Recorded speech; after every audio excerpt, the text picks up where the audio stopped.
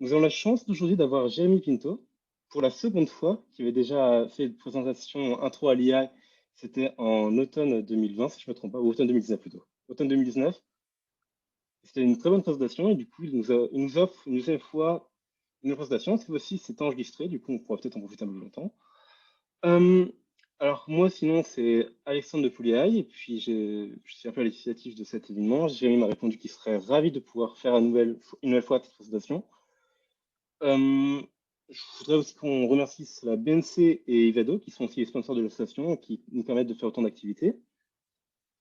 Donc, normalement, la présentation va durer 30 à 45 minutes, on se disait avec Jérémy.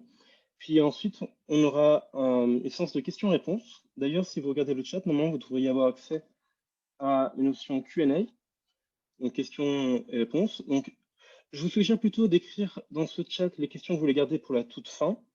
Puis sinon, si vous avez des questions auxquelles vous voudriez qu'on réponde immédiatement, vous pouvez les mettre directement dans le chat. Jérémy a le chat d'ouvert à côté. Il pourra répondre immédiatement comme ça. Sinon, je pense que c'est tout ce que j'ai à dire pour l'instant. Peut-être avant de commencer, j'ai préparé un petit poll sur votre background. Alors, je vais launch le sondage et je vous laisse y répondre.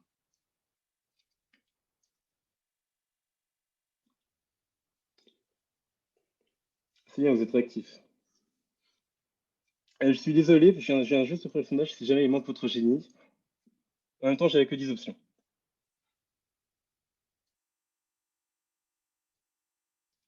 Ok. Jérémy, est-ce que toi, tu peux voir les réponses du sondage? Non, moi je vois pas les réponses. D'accord. Je ne sais pas comment vous partagez les réponses. Je vais vous le donner. Donc là, on a 51 personnes sur 62 qui ont répondu, 52 maintenant. Et nous avons 42 personnes, 42% des personnes qui sont en informatique et en logiciel, 11% en mécanique, 4% en chimie, 4% en aéro, 7% en bio, 2% en civil, 19% dans les autres et 11% qui ne sont pas étudiants. Donc, et malheureusement, ouais, 0% en génie physique qui était le background de Jérémy Pinto. Message. Ok. Bah, je vais voir si je peux. Je vais voir pendant que tu parles à Jérémy si je peux partager le sondage, les résultats. Mais sinon, je te laisse la main. Allez, c'est parti. Parfait. Alors attends, je vais partager mon écran. Oui, désolé, moi qui électrique, c'est un gros génie, j'ai oublié. Pardon? Non, je voyais que dans le chat, c'est une personne ici qui manquait génie électrique. C'est un oubli de ma Ah, part. ok, d'accord. Donc bonjour tout le monde. Attends, je vais déjà me mettre en plein écran. Euh, donc j'espère que tout le monde peut voir mon écran.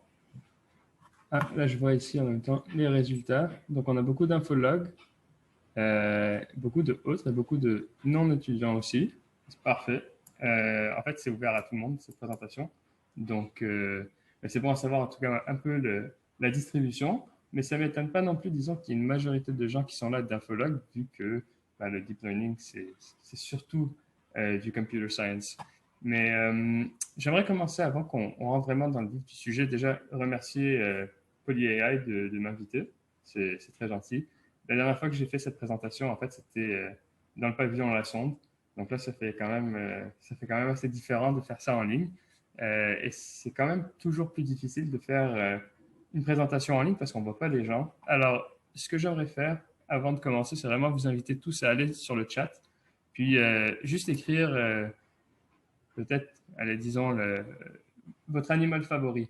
Commençons avec ça. Dans le chat, juste voir s'il y a de la participation, s'il y a des gens actifs, si on arrive à lire le chat, si vous m'entendez, si tout est correct. C'est un peu, OK, l'humain, un singe, la fourmi, le chat. OK, très bien.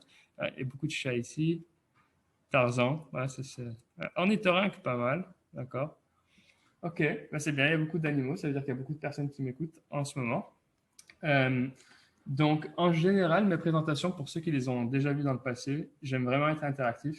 Donc, je vous encourage à envoyer n'importe quelle question que vous avez dans le chat. Il y a aussi l'option Q&A. C'est sûr que si la question est plus sérieuse, peut-être la mettre dans le Q&A et je pourrai y répondre.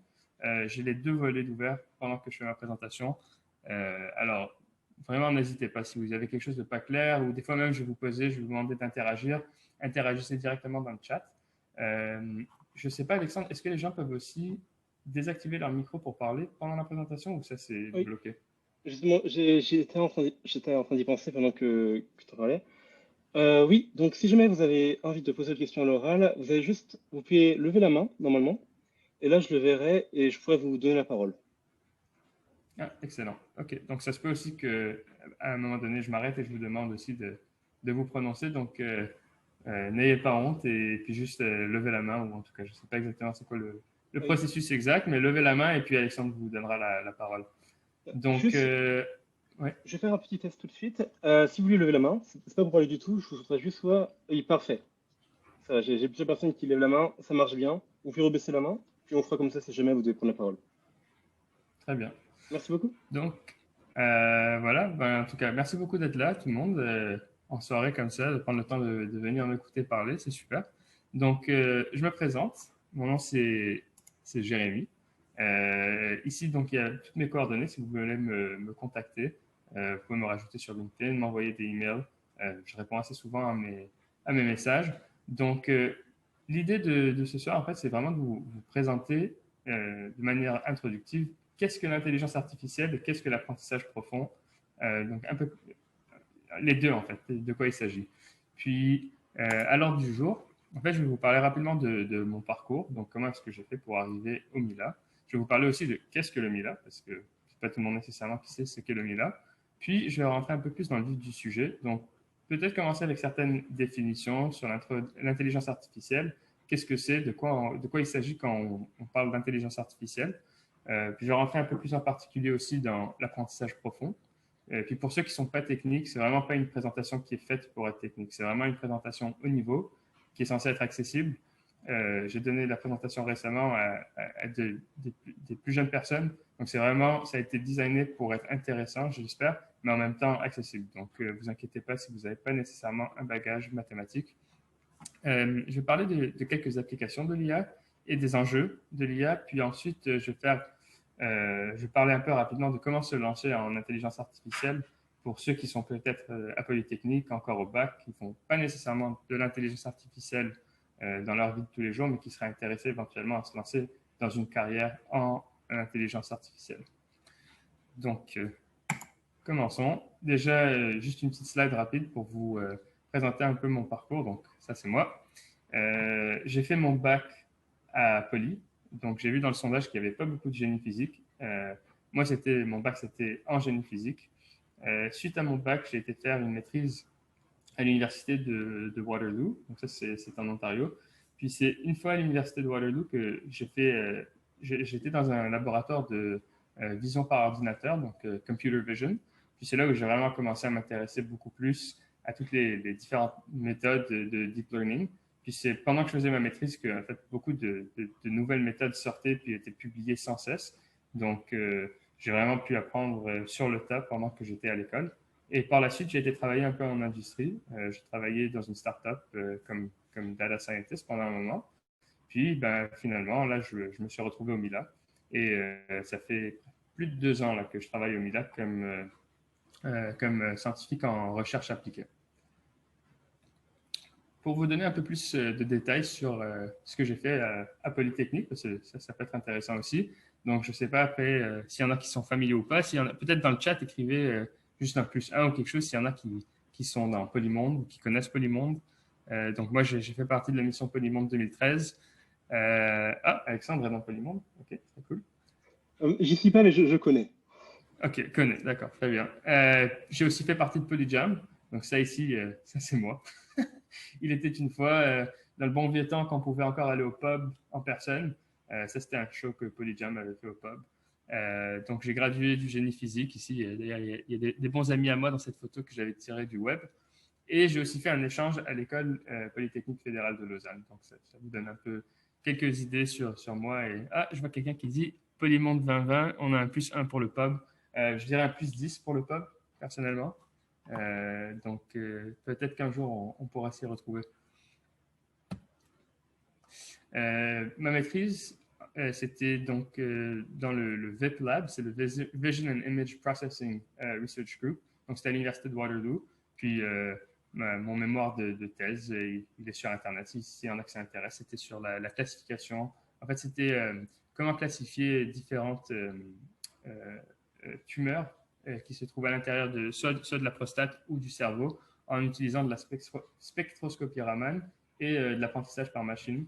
Donc, un bon mélange de génie physique puis de AI. Là, je vais présenter rapidement aussi le Mila, juste pour donner une idée de, en fait, c'est quoi le Mila, parce que c'est quand même assez cool comme environnement, le Mila. Donc, à la base, le Mila, c'est un institut de recherche. Ça regroupe plusieurs universités, particulièrement l'Université de Montréal, McGill, et Polytechnique aussi. D'ailleurs, je devrais mettre à jour cette slide, parce qu'il y a beaucoup de profs de Polytechnique qui sont également au Mila. Et c'est donc un institut de recherche qui se concentre particulièrement en apprentissage profond. Donc, deep learning et apprentissage profond, en fait, c'est la même chose. L'apprentissage profond, c'est la traduction du mot deep learning. Puis, le Mila, le directeur scientifique du Mila, c'est le professeur Benjo. Puis, c'est lui, en fait, qui est pas mal un grand pionnier du domaine. Donc, pour ceux qui sont familiers avec ses travaux, c'est vraiment incontournable quand on lit tous les articles. Il est pas mal tout le temps dans toutes les citations. Et il a été attribué le prix Turing il y a quelques années, récemment, je pense que ça fait 1 an ou 2, où il a été attribué le prix En Turing. Donc, c'est 2017. un des. Oh, pardon? En 2017, je crois. En 2017, pardon. Alors, ça fait 3 ans presque, 4 ans. Donc, quand même, ça reste un prix prestigieux. C'est l'équivalent d'un prix Nobel en computer science. Donc, le Mila, je ne sais pas si cette slide est à jour. Je pense qu'on est rendu à plus de 400 étudiants en ce moment au Mila. Donc, c'est surtout des étudiants en maîtrise, au doctorat et au post-doctorat. On a des employés aussi, donc je fais partie de ces plus 20 employés experts technologiques en IA. On a des laboratoires corporatifs, des startups et toutes sortes de professeurs assez connus. Il était une fois, nos bureaux étaient dans le Myland. Là, nos bureaux sont un peu à distance n'importe où.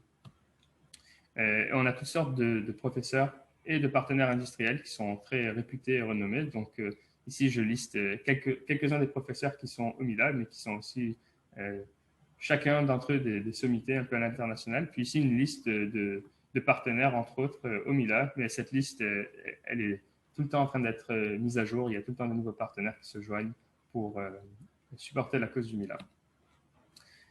Ici, c'est une slide juste pour parler un peu des missions et des valeurs fondamentales du Mila. Donc, c'est vraiment axé sur la formation, la recherche, le transfert technologique et un volet plus IA pour l'humanité. Donc, il y a quand même une emphase sur essayer de mettre en place des projets qui peuvent avoir un impact positif sur l'humanité.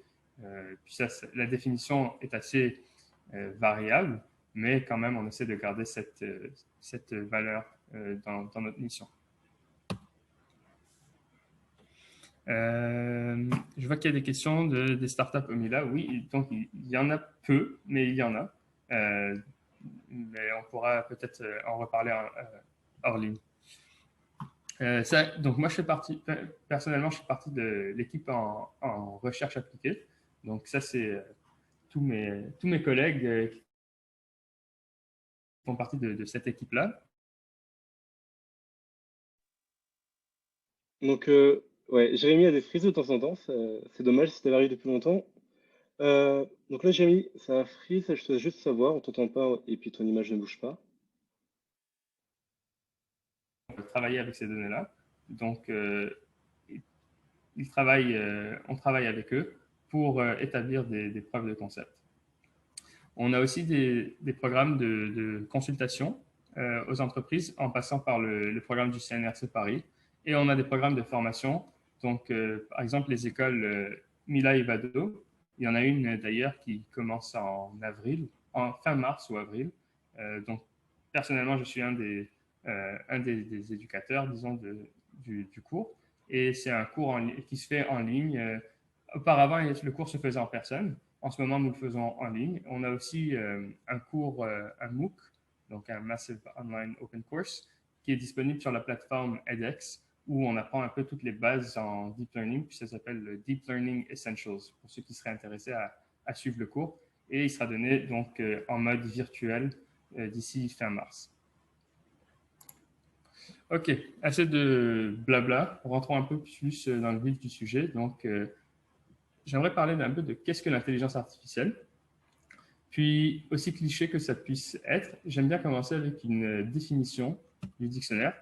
Donc, si on prend la définition du Larousse, c'est l'ensemble des théories et des techniques mises en œuvre en vue de réaliser des machines capables de simuler l'intelligence. Et avec emphase sur le mot simuler. Donc, on, on comprend. En fait, la définition de l'intelligence elle-même est vague. Souvent, quand on parle d'intelligence, on réfère à l'intelligence humaine. Puis, ce qu'on cherche à faire en intelligence artificielle, c'est vraiment de mettre en place des algorithmes. Donc, c'est là où on parle de théorie et de techniques qui visent à simuler cette intelligence. Et ici, j'ai mis quelques exemples qui, d'après moi, représentent bien cette idée-là. Donc, à gauche, on a M.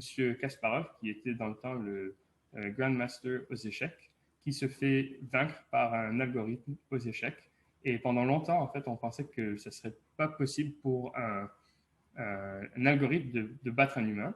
Et ça a été un des moments charniers dans l'histoire où on a réussi vraiment à battre un humain et commencer à se rapprocher de plus en plus à une idée d'intuition dans les machines. Un peu plus tard, donc ça je pense que c'était en 2015 si je ne me trompe pas, on a Lee Seoul-Dok ou un truc, je ne me rappelle pas exactement de son nom, mais lui était champion du monde au jeu de Go. Donc le Go, un jeu ancien qui se joue en posant des tuiles sur un tableau. Et ça aussi, c'était un jeu qui pendant très longtemps, même après les échecs, on disait ce jeu-là, vraiment, ce serait impossible pour une machine de battre un humain. Et ici, dans cette image-là, cette journée même, il a perdu contre l'ordinateur une grosse défaite 4-1.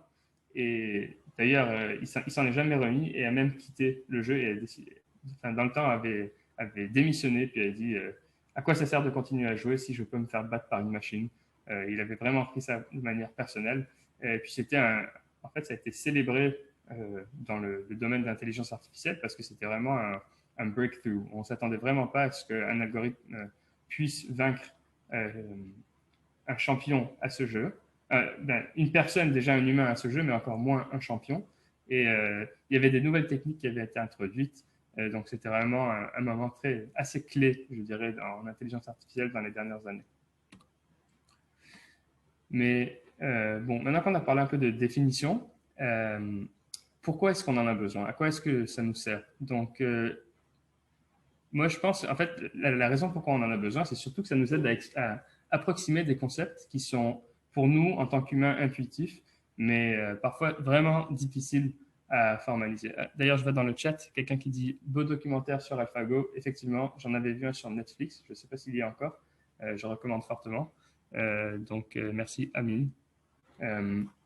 Donc, revenons ici à notre question. Donc, imaginez-vous qu'il y a un robot qui arrive d'une autre planète et vous avez une tâche, c'est de lui expliquer le concept d'une chaise.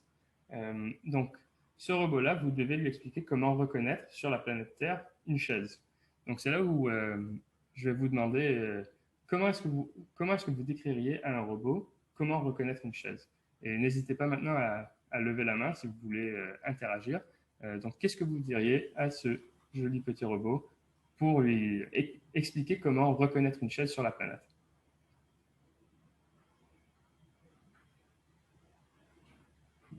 Nous avons une personne qui peut répondre. Vas-y, Armand.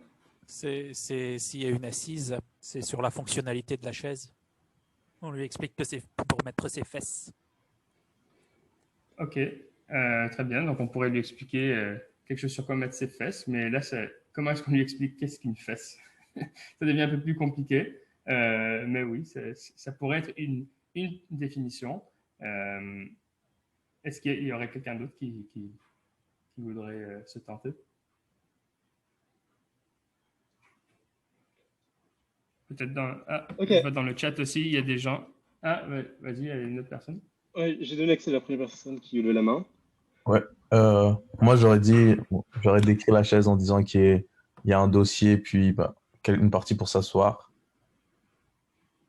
Ok, très bien. Donc, un dossier, une partie pour s'asseoir. Donc, on commence un peu à rentrer dans plus dans les caractéristiques et dans les fonctionnalités de la chaise. On a une troisième Je- personne qui voudrait aussi tenter Ouais, sa chance. bien Hop, sûr. alors, Patricia, c'est à toi.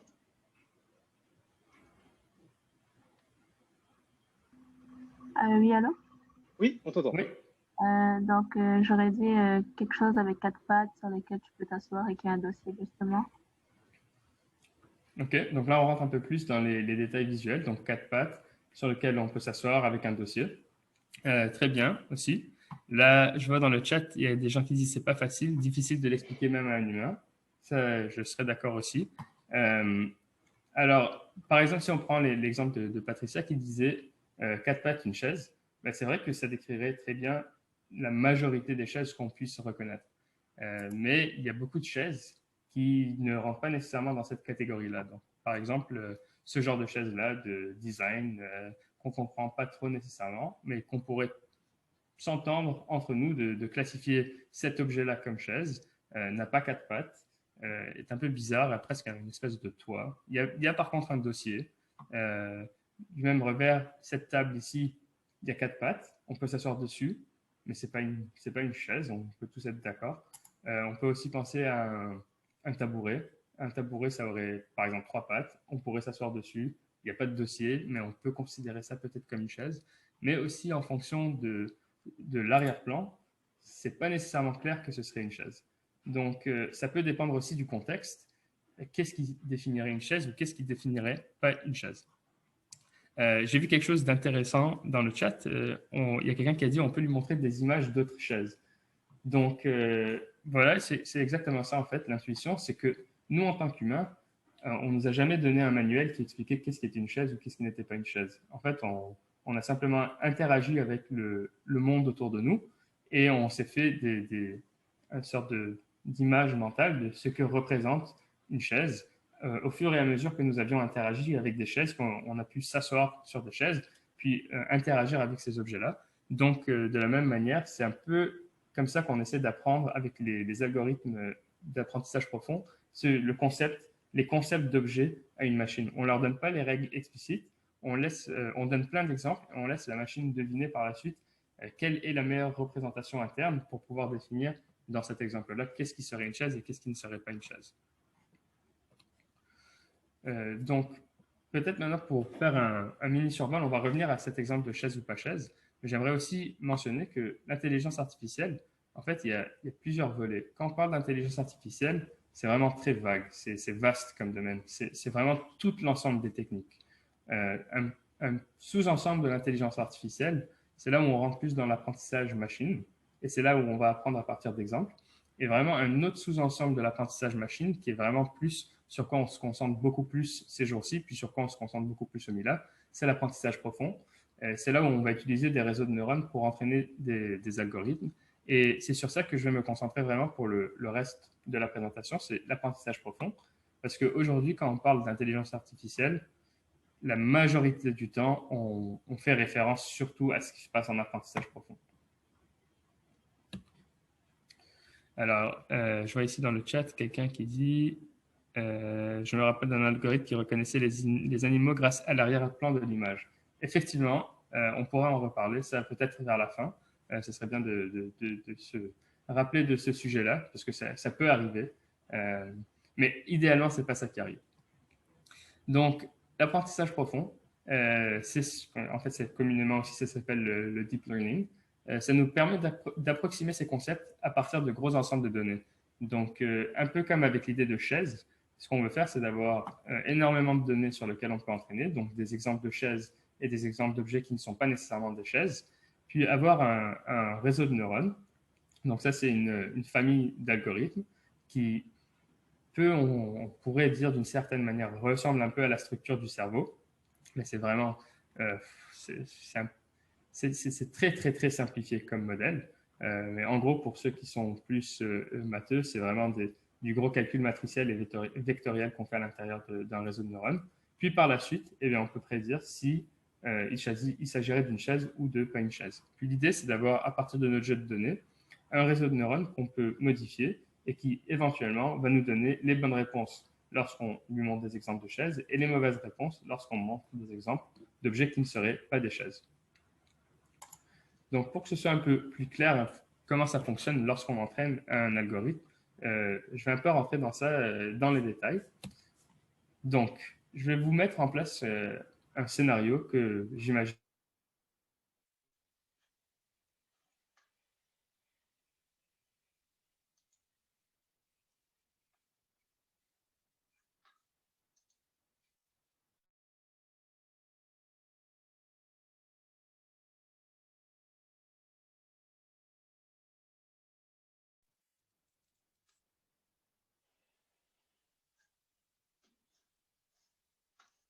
F, oui. Très bien. Est-ce que tout le monde va bien? Oui. Ok, c'est bon, c'est reparti. Euh, Merde, pardon, désolé, désolé. je C'est pense à que c'est partir de mieux. où que ça a quitté?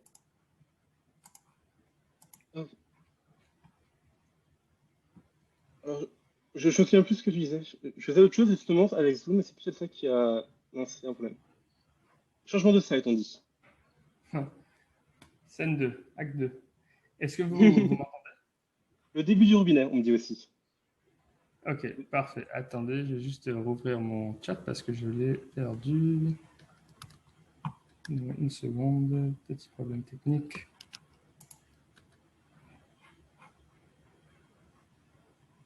Ok.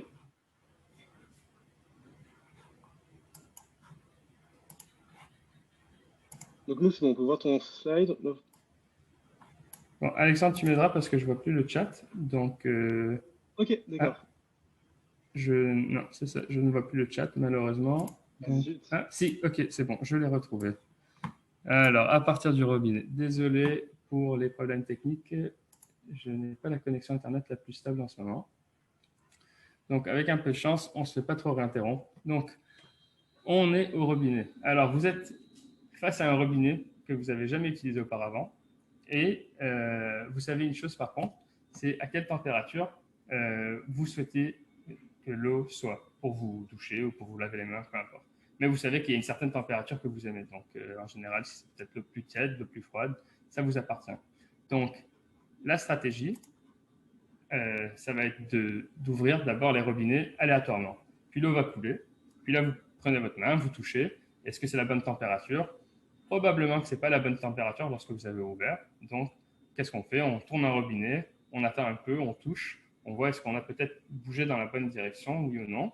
Là, on peut peut-être changer l'eau de robinet, commencer à jouer avec les deux robinets en même temps, une fois qu'on commence à comprendre l'impact des robinets sur la température, jusqu'à ce qu'on arrive à la bonne température.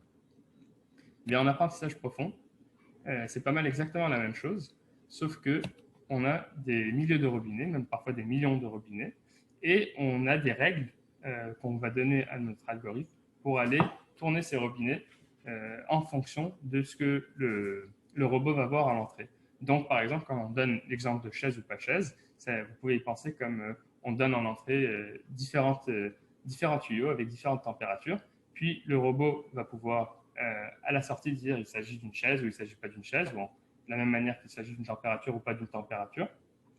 Et puis, pourra ajuster ses robinets au fur et à mesure qu'il voit différents exemples, jusqu'à ce qu'on trouve une solution adéquate.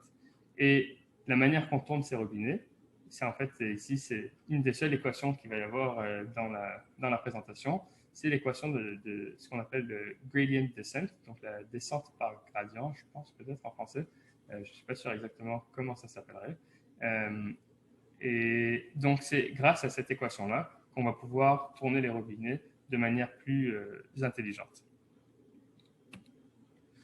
Donc, pour rentrer un peu plus en détail dans l'exemple, on a notre réseau de neurones ici. On prend un exemple. Au début, notre réseau de neurones est peut-être un peu aléatoire. Donc, on prend l'exemple d'une chaise, on le passe à travers de notre réseau, et il se peut que par hasard, notre réseau nous donne la bonne prédiction. Là, on passe au prochain exemple. Peut-être une chaise un peu plus ambiguë, on le passe dans notre réseau, et le réseau simplement n'avait rien appris au départ. Donc, peut-être nous dit que ce n'est pas une chaise, mais on sait que la bonne réponse, c'est que c'est censé être une chaise. Donc, à l'aide du fait qu'on sait que c'est censé être une chaise, on peut un peu crier à notre robot pour qu'il ajuste les robinets et recommencer le processus jusqu'à ce qu'éventuellement, eh bien, il va prendre l'exemple de notre chaise et la classifier finalement comme étant une chaise. Donc, on répète ça et jusqu'à ce qu'on ait un modèle qui généralise. Et là, c'est peut-être en fait, c'est ça. L'idée, c'est d'avoir un modèle qui va généraliser, parce que ce qu'on veut éviter, c'est un peu ce que la personne mentionnait dans le chat auparavant. On ne veut pas juste apprendre bêtement que ces exemples-là sont des chaises et ces exemples-là ne sont pas des chaises. On veut vraiment généraliser sur l'ensemble de différents exemples avec des chaises et avec des objets qui ne sont pas des chaises, mais qui pourraient, par exemple, ressembler à des chaises. Donc là, ça revient à la question qu'il y avait eu dans le chat, un algorithme qui identifiait des animaux, mais au final, ça identifiait les arrière-plans. Donc, ce qui se passait dans ce cas-là, c'est qu'on entraînait sur, j'imagine peut-être, je ne sais pas exactement l'exemple, mais ce qui peut arriver, c'est qu'on entraîne par exemple un algorithme à identifier, disons, des renards et ce sont des jaguars. Donc, un renard, c'est peut-être plus souvent, il va y avoir de la neige en arrière-plan, et un jaguar, plus souvent, il va peut-être y avoir du vert en arrière-plan. Donc, au début, on peut penser avoir un algorithme qui généralise, alors qu'au final, l'algorithme fait juste regarder les couleurs en arrière. Donc, c'est important d'avoir un jeu de données qui est très diversifié pour pouvoir vraiment évaluer si notre algorithme fonctionne correctement ou pas. Il y a différentes méthodes pour apprendre avec l'apprentissage profond. Donc, la méthode la plus classique, c'est ce qu'on appelle l'apprentissage supervisé. Puis, c'est là où, pour chaque exemple, on va avoir une cible associée. Donc, dans l'exemple que j'ai donné, c'était vraiment un exemple classique d'apprentissage supervisé. On prend un exemple, on a une cible associée. Est-ce qu'on a prédit la bonne réponse ou non? Et puis là, on va passer cette information-là à l'algorithme qui va par la suite ajuster les paramètres jusqu'à ce qu'on arrive à à un modèle qui performe de manière satisfaisante sur un ensemble de tests qu'on définit par la suite. En fait, ces genres de modèles-là, ça nécessite souvent beaucoup de données. Donc, ça peut être coûteux des fois. Ces données-là, c'est vraiment des humains qui vont aller puis qui vont mettre des cibles associées à ces images. Donc, dans l'exemple de chaise ou pas chaise, c'est relativement facile parce que presque tout humain sait reconnaître une chaise de pas une chaise, puis il faut vraiment juste dire chaise ou pas chaise. Mais on peut vraiment avoir des cas de figure où les données sont beaucoup plus complexes. Donc, on peut penser peut-être à des données médicales. Puis là, ben, c'est plus juste n'importe quelle personne qui, pour quelques sous, va aller dire il s'agit d'une chaise ou pas d'une chaise. Il faut vraiment des experts du domaine pour pouvoir dire il y a ici une tumeur, il n'y a pas une tumeur, c'est cet endroit-là de l'image qui représente une tumeur, etc. Donc, on a aussi d'autres méthodes qui s'appellent l'apprentissage semi-supervisé, où dans ce cas-là, on mélange des données avec et sans cible. Donc, on a certaines méthodes qui vont nous permettre d'utiliser les données avec cible, de mélanger à ça, d'augmenter notre jeu de données avec des données sensibles, puis espérer avoir quelque chose de meilleur comme représentation. C'est assez fréquent de retrouver ce genre de double problème en industrie, où on veut maximiser les résultats d'un algorithme, mais on veut aussi minimiser peut-être les coûts qui sont associés à l'entraînement de cet algorithme-là. Finalement, on a aussi l'apprentissage non supervisé. Ça devient un sujet de plus en plus d'actualité. C'est relativement difficile à faire en pratique, mais ça peut se faire. Donc, dans ce cas-là, on n'a pas de cible associée directe sur les données sur lesquelles on entraîne. Et il s'avère que des fois, en fait, on peut entraîner sans cible directe, seulement en utilisant en fait la structure innée des images ou du texte. On ne va pas rentrer trop dans les détails de comment ça fonctionne, mais il y a de plus en plus de recherches sur comment entraîner sur des gros jeux de données sans nécessairement avoir besoin d'attribuer des cibles sur ce qu'on essaie d'apprendre.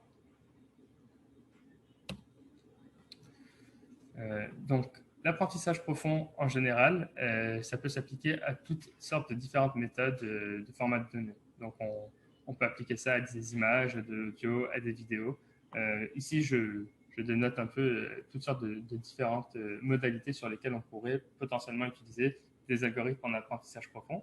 C'est une des raisons pourquoi c'est très populaire, c'est que vraiment, ça peut généraliser à toutes sortes de données, quasiment tant et aussi longtemps qu'elles sont numérisées et qu'il y en a assez. Donc, on a aussi un type particulier de réseau de neurones, c'est ce qu'on appelle les réseaux à convolution. Puis ça, ces réseaux de convolution qu'on dénote souvent les CNN, sont souvent utilisés dans les contextes d'images. Donc ici, on a une tâche assez classique en reconnaissance d'image. L'idée, c'est de reconnaître quel chiffre a été écrit. Donc dans cette image, on voit que c'est le chiffre 8 et on voudrait que notre algorithme prédise le chiffre 8 avec une grande confiance. Donc on va utiliser les réseaux de neurones à convolution. Puis ce qu'on va faire, c'est en fait utiliser l'opération de convolution, puis balayer l'image jusqu'à ce qu'on puisse obtenir des résultats satisfaisants en sortie. Je ne vais pas rentrer dans les détails de comment ça fonctionne, mais si vous êtes plus intéressé, en fait, je passe une section complète sur les réseaux à convolution sur le cours qu'on offre en ligne sur edX. Donc, je pourrais peut-être, dans le chat, à la fin, on pourra peut-être ajouter le lien si ça vous intéresse. C'est gratuit, c'est ouvert à tous. Donc, pour ceux que ça intéresse, vous pouvez bien sûr vous enregistrer quand vous C'est une voulez. bonne idée. Tu me passeras le lien, je ferai. Alors, je vois ici quelqu'un qui demande, est-ce que c'est que le 3 par 3 qui est analysé ici? Alors, bonne question. Est-ce que c'est juste le... Alors ici, on appelle ça un filtre. Est-ce que c'est juste ce filtre-là qui est analysé? Alors, la réponse, c'est non. En fait, il y a, on va avoir plein de filtres en parallèle et on va aussi aller à différents niveaux dans l'image. Donc là, on voit juste l'exemple avec un seul filtre. Mais en fait, ce qu'on fait, c'est qu'on va balayer l'image une fois avec plein de filtres. Puis le résultat, on va le prendre, on va le balayer à nouveau, on va le balayer à nouveau, et c'est ça qui va faire en sorte qu'on a vraiment un algorithme d'apprentissage profond. Ça, c'est vraiment plus une image pour représenter la convolution en soi.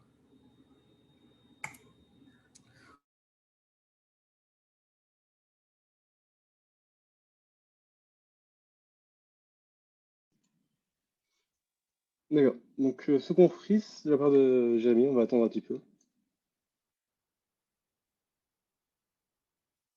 Ouais, c'est. Et plus performant Ouais. et beaucoup Il y a eu plus... un petit freeze de l'autre côté, Jamie. Je te laisse juste savoir.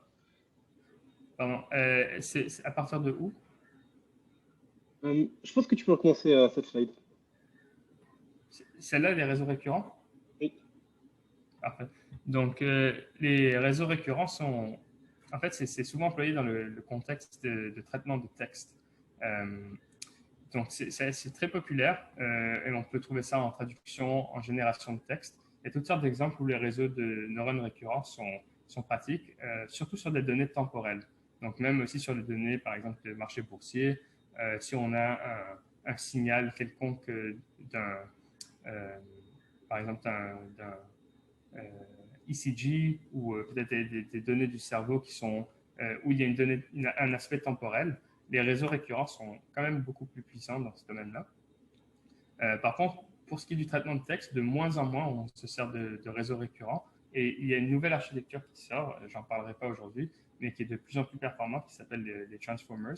Donc ça commence un peu à révolutionner de la manière dont on génère du texte ces temps-ci. Mais ça reste que c'est beaucoup plus dur à entraîner et beaucoup plus coûteux, disons, comme modèle à entraîner. Donc là, on va passer un peu... ah, il est gelé. J'espère que je suis plus gelé. Est-ce qu'on me voit toujours? Oui, on te voit toujours. Très bien. Ok, parfait. Ouais, et laissez-moi savoir si je gèle, parce que de mon côté, je ne peux pas savoir. Donc, vous me le dites et puis je reprends dès que possible.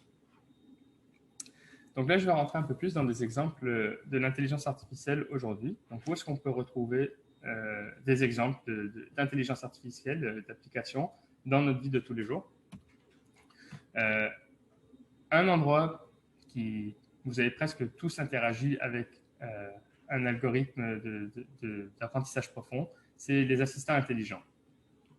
Donc, nos téléphones sont vraiment en mesure, beaucoup plus en mesure de reconnaître la parole et de pouvoir prédire en fait, le contexte de l'action qu'on voulait prendre en fonction de notre parole. Donc, pour ceux qui se rappellent, il y a à peu près 10 ou 15 ans, si on demandait à notre téléphone d'appeler quelqu'un, 9 fois sur 10, ça ne marchait pas. C'était vraiment mauvais à reconnaître les accents, ça marchait à peine dans d'autres langues. C'était vraiment... c'était pas évident de travailler, de parler à nos téléphones et de se faire comprendre. Aujourd'hui, avec des technologies comme Siri, Google, etc., on peut vraiment parler à nos téléphones, puis leur demander de faire une tâche. Et en général, par exemple, si on leur demande de jouer de la musique, eh bien, ils une certaine chanson, ils vont reconnaître la chanson, ils vont pouvoir appeler quelqu'un. Et ces algorithmes-là fonctionnent vraiment en grosse majorité avec des algorithmes d'apprentissage profond. Donc, simplement, ce qui va reconnaître la parole, ça va être des algorithmes d'apprentissage profond qui ont été entraînés sur énormément d'heures de personnes qui parlent avec le texte associé. Et là, on va pouvoir déchiffrer la parole de la personne lorsqu'elle parle. On a aussi des algorithmes qui sont capables d'identifier le contenu d'image. Donc ça, c'est un algorithme assez connu qui s'appelle MaskRCNN. Ici, il y a le lien pour ceux qui sont intéressés d'une implémentation de cet algorithme-là. Et donc, l'exemple que je vous avais donné auparavant de chaise ou pas chaise, c'est vraiment un peu un exemple juste pour illustrer ce qu'était l'apprentissage profond. Mais là, ici, on voit vraiment des applications plus concrètes où, dans une image, on peut non seulement identifier les objets, mais identifier où se trouvent les objets. Et on peut aussi les identifier par pixel. Donc, on voit qu'il y a une certaine... Ça, ici, cette image-là, en fait, tout a été prédit par l'algorithme. Et ce que je trouve vraiment un peu fascinant, c'est que ces images-là, il y a vraiment des humains qui vont aller, puis pixel par pixel vont identifier où se trouvent certains objets, puis on va ensuite entraîner ces algorithmes-là là-dessus. Et si vous regardez ici la vitrine, vous allez voir qu'il y a une voiture qui se fait prédire. Donc, c'est très dur à voir. Et j'imagine qu'aucun humain n'a été attribué des pixels là-bas. Par contre, l'algorithme ne comprend pas nécessairement le concept d'une réflexion dans une vitrine. Donc, ça aussi, il faut faire attention lorsqu'on entraîne nos algorithmes qui ne sont pas toujours parfaits. Puis parfois même, peut-être que dans ce contexte-là, l'algorithme a très bien réussi la tâche, a réussi à segmenter toutes les instances de voitures qu'il a retrouvées dans l'image. Mais par contre, on va quand même pénaliser l'algorithme parce que l'humain qui aurait certainement annoté cette image n'aurait pas annoté les véhicules qui se trouvaient ici. Ah, est-ce que je peux t'attendre pour te poser une question, Jérémy? Oui, bien sûr. Alors, j'avais entendu dire que justement, lorsque des fois une page nous demande de trouver par exemple toutes les voitures, les autobus, les stops, etc., au final, c'est juste pour qu'on aide à entraîner leur modèle, leurs algorithmes. Est-ce que c'est le cas? C'est certainement le cas. D'accord. Ouais, je dirais qu'avec presque une quasi-certitude de oui, c'est le cas. Puis en fait, c'était la même idée avant ça avec les CAPTCHA. Ce qu'ils faisaient, c'était au départ, l'idée c'était de transcrire toutes sortes de livres. Puis donc, ils utilisaient les humains pour retranscrire les livres. Donc, il y Ah, avait. Ouais, si vous vous rappelez, les premières instances de CAPTCHA, c'était deux images de texte. Puis là, il fallait taper les deux images de texte. Il y avait tout le temps une image où il connaissait la bonne réponse, puis une autre image où il ne connaissait pas la bonne réponse. Et donc, si la personne avait la bonne réponse sur l'une, il y avait des bonnes chances qu'ils avaient la bonne réponse sur l'autre. Et avec ça, ils arrivaient à retranscrire toutes sortes de textes par la suite. Mais ça a évolué. Donc, je ne sais pas si j'ai figé encore. oui, t'as Si j'ai affiché un figé. tout petit peu. Mm. Un tout petit peu, ça a duré une seconde. Ah, ok. Mais c'est intéressant comme réponse. Ouais. Et là, ici, je vois. Parfait. Là, je vois ici dans le chat quelqu'un qui dit gratuitement, c'est du génie. Oui, oui. Puis, je me rappelle avoir écouté même l'histoire de la personne qui avait commencé ça. C'était vraiment, ils étaient deux qui avaient lancé cette application. Puis, dans le temps, ça avait été utilisé par Facebook quand Facebook venait de commencer à grossir. Et donc, ils avaient besoin d'identifier les vraies personnes de spammers. Puis, c'était vraiment, ça, c'était un beau success story de juste une manière très simple de reconnaître si les gens étaient vrais ou pas. Mais, donc, pour répondre à ta question, Alexandre, oui, c'est certainement une manière de collecter des données pour aller par la suite entraîner des algorithmes. Oui, c'est ça. Joachim avait aussi le même commentaire, mais c'est bon, on a répondu à la question. Parfait. Donc, ici, je vous montre une phrase. Je vous laisse la déchiffrer un peu. C'était, dans le temps, on avait fait pour une de nos écoles, c'était une démonstration qu'on avait fait. En fait, on prenait Voltaire, on a pris toutes les œuvres de Voltaire, on les a passées à un algorithme, puis on demandait à l'algorithme de générer du texte qui ressemblait autant que possible au style de Voltaire. Donc cette phrase, en fait, elle ne veut rien dire. Vous pouvez essayer de la décortiquer. Il n'y a pas vraiment un sens à la phrase, mais le style est quand même assez convaincant. Je vous avoue que la première fois que je l'ai lu, j'ai peut-être essayé d'y trouver un sens, mais j'en ai pas vraiment trouvé. Mais ça a été complètement généré par l'algorithme. Donc, par la suite, on partagera quelques liens, Alexandre, avec tous les participants. Mais ici, il y a un lien vers la présentation où vous pouvez vraiment aller puis entraîner votre propre modèle et voir ce que ça donnerait et éventuellement remplacer ça par votre propre texte. des modèles un peu plus avancés qui font avec des applications similaires. Donc, je vous ai parlé un peu des transformers.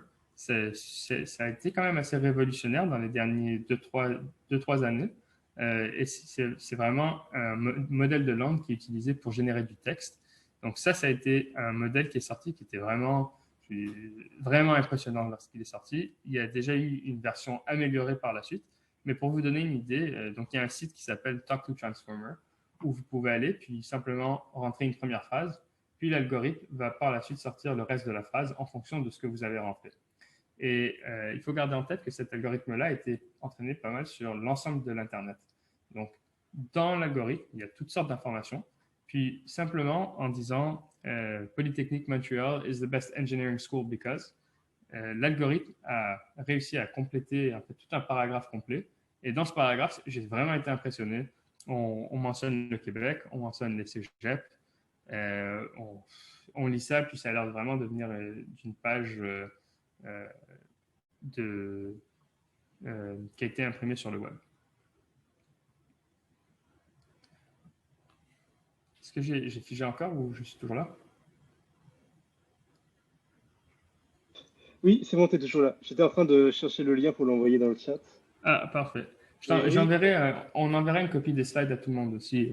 Vers la fin, je t'enverrai une copie des slides, comme ça on peut vraiment s'assurer que tout le monde aura les slides. Ok, super. On fera une publication dans ce cas. Parfait. D'autres applications, il y a également la traduction de texte. Donc ça aussi, c'est devenu quelque chose de vraiment meilleur. Donc dans le temps, en fait, les anciens algorithmes, c'était vraiment plus de traduire mot par mot. Puis pour ceux qui sont bilingues dans la salle, puis j'imagine qu'il y en a beaucoup, ou même voire trilingues, vous savez très bien qu'on ne peut pas juste traduire une langue en traduisant mot par mot. Il y aura tout le temps des erreurs. Il faut traduire en fonction du contexte. Donc là, la majorité des algorithmes de traduction, comme ceux de Google et autres, ça ici, c'est DeepL. C'est un site qu'on peut utiliser gratuitement sur Internet. Ça fonctionne avec des Deep Neural Networks, donc avec du Deep Learning, et ils font leur traduction à l'aide de Deep Learning.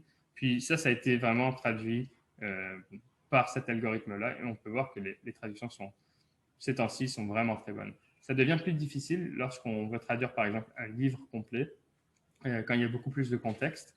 C'est moins évident, mais quand on veut traduire une phrase à la fois, ces programmes-là fonctionnent vraiment, vraiment bien. On peut aussi faire des trucs un peu plus drôles. Donc, la traduction image par... Ah, il y a quelqu'un qui pose une question ici. Qu'est-ce qui aurait été possible de prévoir le texte? Qu'est-ce qui aurait été de prévoir le texte avec du LSTM? Je ne suis pas sûr de comprendre la question. Si peut-être Thomas, si tu veux prendre la parole, poser ta question. Oui, Thomas, lève la main si tu veux que je te donne la parole. Hop, c'est bon. Ok, on m'entend? Oui, c'est bon, on t'entend. Ok, désolé, j'ai pas une super bonne connexion.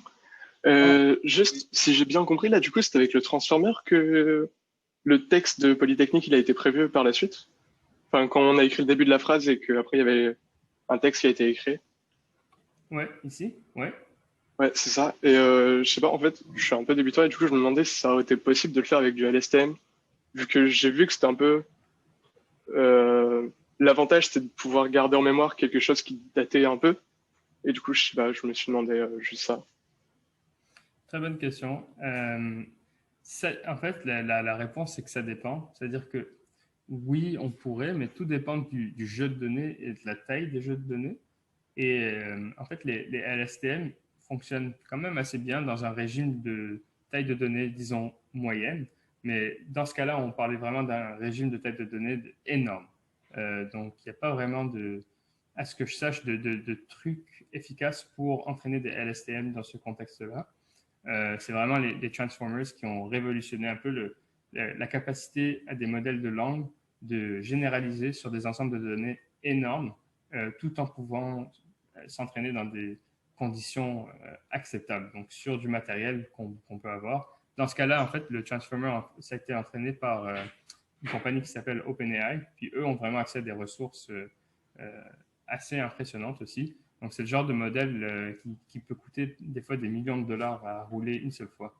Donc, c'est pas évident de rouler ça nécessairement sur des LSTM.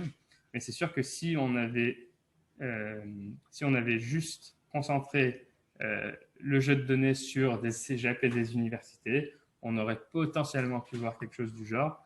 Mais même là, la longueur de ce paragraphe fait en sorte que ça n'aurait pas vraiment été idéal pour des LSTM. Mais ça pourrait. Ok. Ok, d'accord, merci de la réponse. Ouais, de rien. Et puis même d'ailleurs, les LSTM, c'est de moins en moins utilisé simplement parce que les transformers, c'est vraiment nettement meilleur. Mais le revers de la médaille, c'est que les transformers, ça nécessite beaucoup, beaucoup de données. Ok. Jérémy, je veux juste savoir qu'il est déjà 56. À un moment, la durée du Zoom, j'ai mis 1h15 au cas où. Je veux juste savoir qu'il est 56. Ok, donc à peu près 20 minutes. Oui, c'est ça. Et pour l'instant, on a 2 questions dans le QA qui seront... Ça serait bien qu'on puisse répondre. Ok, parfait. Ben, dans ce cas-là, ouais, je vais peut-être accélérer un peu. Donc ici, on a plutôt que la traduction de texte. Ici, on a vraiment de la traduction image à image. Puis ça, c'est vraiment intéressant, le truc qu'on peut faire avec le deep learning. Tout particulièrement, quelque chose qui, pour une raison quelconque que j'ignore, c'est une tâche assez célébrée, disons, en computer vision, c'est de transformer des zèbres en chevaux et des chevaux en zèbres. Même, il y a beaucoup d'articles qui vont publier, puis qui vont vraiment se comparer à d'autres méthodes en disant voici comment on arrive à convertir ces zèbres en chevaux, meilleurs que les dernières personnes qui ont publié leur article. Donc, c'est vraiment devenu une tâche, je ne sais pas pourquoi, les chevaux et les zèbres, mais de vraiment prendre une image d'un zèbre puis de le transformer en cheval, puis vice-versa, de prendre l'image d'un cheval puis de le transformer en zèbre. Et on peut faire la même chose aussi avec des peintres célèbres. Donc, on peut prendre une toile de Monet, puis une image quelconque, pardon, puis la traduire dans le style de Monet, ou bien prendre une image puis la traduire dans le style de Van Gogh, de Cézanne, de différentes personnes. On peut aussi traduire, par exemple, une image qui est prise en été à l'hiver.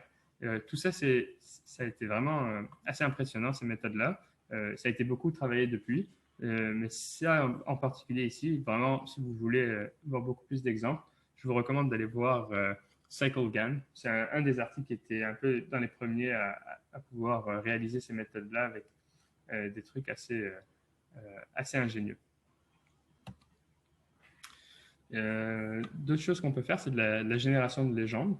Donc, ça ici, en fait, c'est un article qui a été publié par un des professeurs qui est au Milan en ce moment. Donc, c'est de prendre une image, puis de générer mot par mot la description de ce qui se passe dans l'image. Donc, ici, on avait cette image-là, et puis ça, c'est la description de ce que l'algorithme a prédit comme ce qui se passait dans l'image. Donc, on voit une femme jette un frisbee dans le parc. Ou par exemple ici, le chien. Donc là, on voit il y a une petite erreur, standing, mais en fait, le chien il est couché on a hardwood floor. Et ce qui était vraiment aussi intéressant de cet article-là, bah, c'était qu'on pouvait se concentrer sur les différentes parties de l'image pour chaque mot. Donc on voit ici, quand on souligne un mot, l'algorithme se concentrait plus sur cette partie de l'image lorsqu'il générait le mot frisbee. Même chose pour le chien, lorsqu'on générait le mot chien, on se concentrait plus sur cette partie. Donc ici, un très bel article que je vous recommande d'aller voir. Vraiment, vraiment intéressant. Et il y a même des jeux de données qui font que ça, en fait, ces temps-ci, c'est des compétitions, voir qui peut avoir le meilleur algorithme pour générer des phrases à partir de texte. Ça s'appelle du image captioning. Tiens, oui. on a une question de Hugo. Est-ce le même principe que la deepfake vidéo? Alors, je pense que c'était au niveau des zèbres et des chevaux, je ne suis pas sûr. Si c'était au niveau des zèbres et des chevaux, ça se peut. Ça se peut. Ça dépend. En fait, les deepfakes, c'est comme une catégorie, disons, d'algorithmes qui permettent juste de remplacer le visage de quelqu'un sur une autre personne. Mais ce n'est pas un algorithme en particulier. Quand on dit les deepfakes, c'est vraiment une famille d'algorithmes qui permettent de faire ça. Mais je suis sûr qu'avec du CycleGAN, on pourrait certainement entraîner un algorithme à faire des vidéos d'un style deepfake. D'ailleurs, en rentrant dans le sujet de deepfake. Ici, on a un exemple d'algorithme qui génère des images. Donc, là, je vais vous mettre un peu au test. Peut-être, je vais vous inviter dans le chat juste à écrire homme ou femme ou droite ou gauche, comme vous voulez. Mais je vous montre deux visages ici, puis je vous demande de deviner quel visage est un visage réel, puis quel visage a été imaginé et généré par un ordinateur. Donc, je vous laisse dans le chat. Il y a quelqu'un qui dit gauche réel, il y en a qui disent tous fake, celui de gauche est faux, gauche, droite, gauche. Donc, femme, ok, très bien. Donc, il y en a vraiment il y a une certaine hésitation. On dirait qu'il y a plus d'emphase sur ce monsieur-là, pour une certaine raison. Il y en a beaucoup d'entre vous qui ne pensent pas qu'il est fake.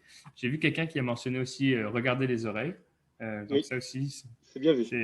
c'est bien vu également. D'ailleurs, c'est pas toujours évident, surtout quand je stream. Mais effectivement, donc, les oreilles, ça peut être un bon indicateur. Mais la vraie réponse, et il y en avait qui ont deviné également aussi dans le chat, c'est que ces deux visages-là sont faux. Les deux visages ont été complètement générés par un algorithme. Et l'article associé, on le partagera aussi. Tout sera dans les slides qui seront partagés avec vous. Mais vous pouvez aller consulter l'article sur comment ils ont fait pour générer ces visages-là. Mais ces deux images ont été complètement inventées par des algorithmes. Et donc, ceux qui ont mentionné peut-être de regarder les oreilles, on voit ici qu'il y a un peu un manque de détails. On voit ici également dans les cheveux, il y a des fois du bleu aussi. On peut voir ici. Donc, des fois, dans les bordures, on peut peut-être reconnaître certains aspects qui font en sorte qui pourraient nous dire, mais c'est vraiment de moins en moins évident. Puis cet article-là, ça date de, je pense, il y a à peu près 2 ans. Donc, il y a eu beaucoup d'améliorations depuis. D'ailleurs, j'ai une vidéo ici. Je pense que ça, c'était un des articles qui montrait une certaine amélioration. Donc, vous allez voir, ici, on a une personne et puis qui se fait transformer en d'autres personnes en passant par toutes les personnes un peu intermédiaires. Donc, c'est vraiment une transition smooth, mais tous ces visages-là qu'on a vus dans la vidéo, aucun de ces visages n'existait. Donc, c'est vraiment, vraiment impressionnant comme méthode. Dernière méthode, une application aussi un peu plus récente dont j'aimerais parler. Donc, s'il y en a qui sont en génie physique ou en génie chimique, très récemment, il y a eu AlphaFold 2. C'est le nom d'un algorithme. En fait, c'est par les mêmes personnes qui ont publié l'algorithme qui avait battu la personne au jeu de Go.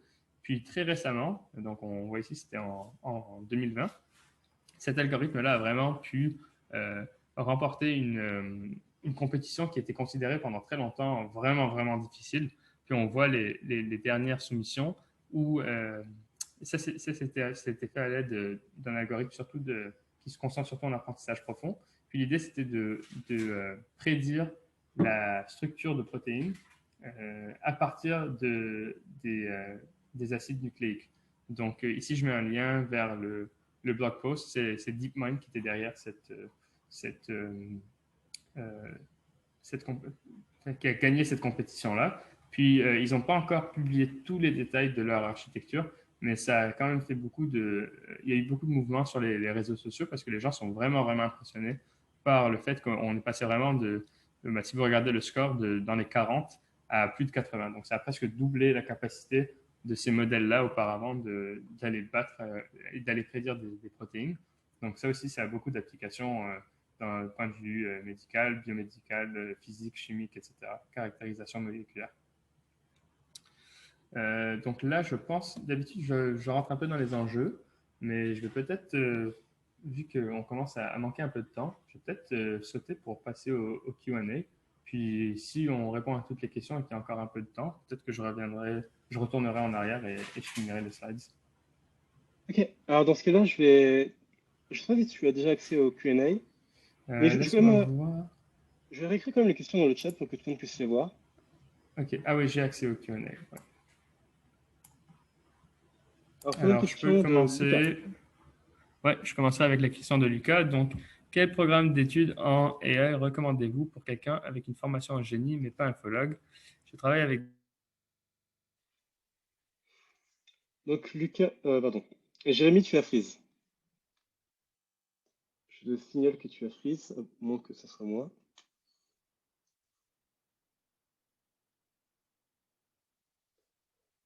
Oui, ok, c'est bien Jérémy. On va attendre un petit peu.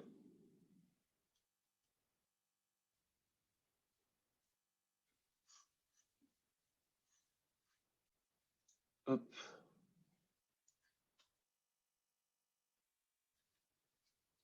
Bon, on attend toujours Jérémy. Bah, je vais profiter de ce temps-là pour quand même vous remercier. Vous êtes quand même pas mal à être là. Ah, c'est bon. Jérémy, tu ne me frises plus, mais on ne t'entend plus. Non, on t'entend plus.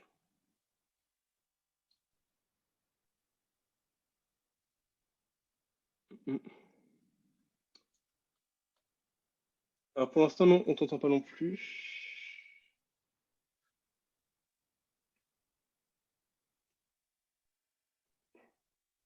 Euh, Non, toujours pas, c'est dommage. Est-ce que tu veux quitter et revenir dans le webinaire? Ok, d'accord. Hop, eh bien, d'accord. Nous avons encore normalement 9 minutes pour pouvoir répondre à, pour l'instant, 3 questions. Oui. Ah, tiens. Bah, Ibrahim, tu lèves la main, alors je vais te donner la parole en attendant. Ah, désolé, Jérémy est revenu. Il y a deux personnes qui lèvent la main, mais...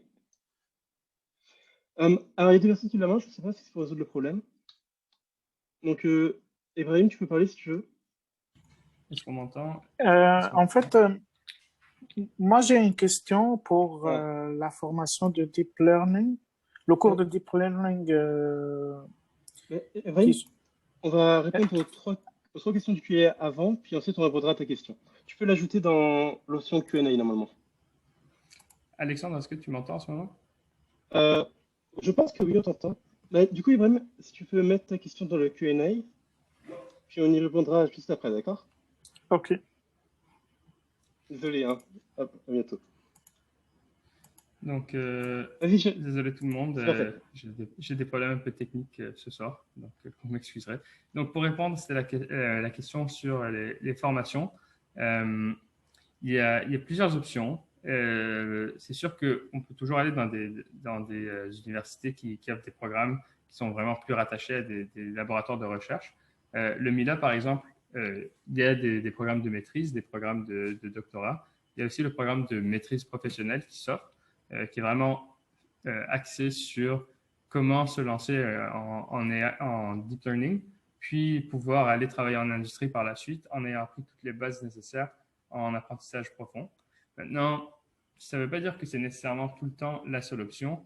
Donc, dans ta question, tu mentionnais que tu avais déjà des bases en Python, des bases en base de données. Euh, il y a toutes sortes de ressources en ligne également pour apprendre de soi-même.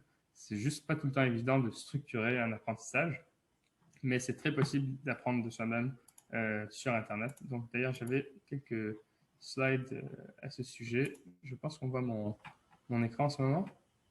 Oui, c'est bon, on voit ton écran. Ok, donc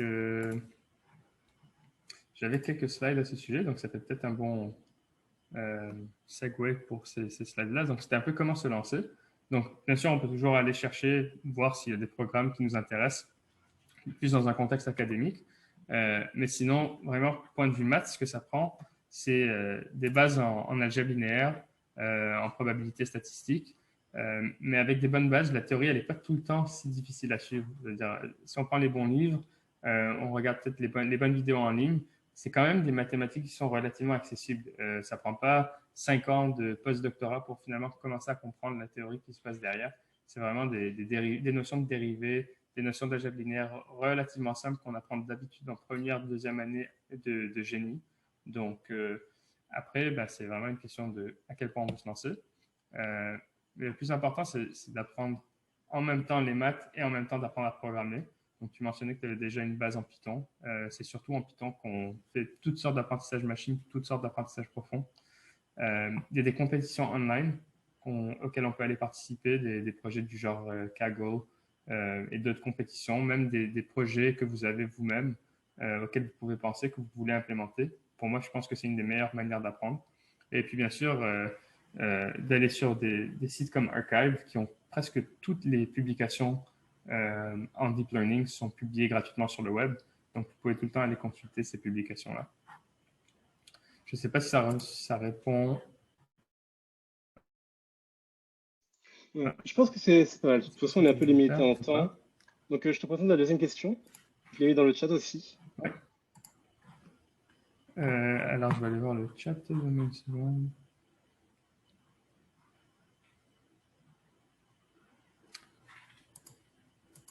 Il y a une question à propos du Mila.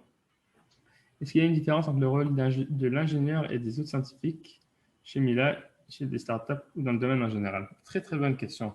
Et la réponse, c'est oui. Il y a beaucoup de différences. En fait, il y a beaucoup d'intersections, mais il peut y avoir énormément de différences aussi. Donc, il peut y avoir, par exemple, le chercheur fondamental qui, lui, va s'intéresser simplement à élaborer des nouveaux modèles, peut-être des preuves, des théorèmes pour dire, dans certaines conditions, on peut garantir que tel et tel modèle va à tout coup prouver avec un certain théorème qu'il y aura tout le temps ce résultat-là dans vraiment des contraintes bien définies. Ça c'est très important. Puis, je veux dire, on peut publier toutes sortes de résultats avec ça. Mais en même temps, il faut quand même un aspect plus pratique. Donc, un peu dans mon cas, qui va être plus détaché de la recherche fondamentale en particulier, mais plus intéressé dans comment est-ce qu'on peut prendre les résultats les plus intéressants de la recherche fondamentale, puis de les appliquer sur des exemples de la vraie vie. Donc, lorsqu'on a une vraie base de données, si on a un site web, on veut déployer ça sur une application, on veut s'assurer de pouvoir partager le modèle avec des centaines, des milliers de personnes en même temps, sans faire exploser notre serveur. Comment est-ce qu'on peut faire ça de manière... Ça devient plus un aspect d'ingénierie plutôt qu'un aspect scientifique. Et bien sûr, il faut un bon mélange des deux parce que pour pouvoir comprendre comment bien déployer un modèle, il faut comprendre aussi comment le modèle fonctionne pour savoir comment on peut aller jouer avec, puis l'optimiser autant que possible.